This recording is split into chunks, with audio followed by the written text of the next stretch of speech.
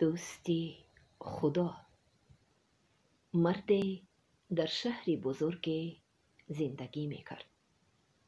هر روز وقتی که از کار برمیگشت کودکی فقیری را میدید که پایلوچ بازی میکند. هوا رو به سردی آورده بود، اما این کودک همانا پایلوچ بود. دل مرد به حال کودک سوخت و روزی از مغازه پای افزال خرید و به نزد کودک آورد و به او بداد.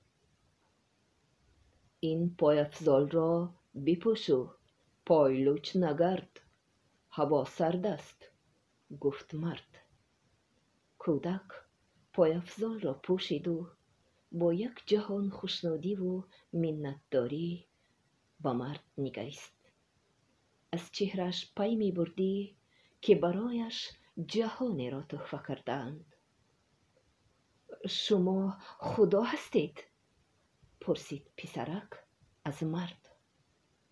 نه پسر جان، من خدا نیستم، جواب داد مرد. پس شما دوست خدا هستید. من دیشب به خدا عرض کرده بودم که پای افزال ندارم، گفت پسرک. در چشمان پسرک نوری محبت و صمیمیت می درخشید و این نور قلب مرد را نیز لبریز فرح نمود.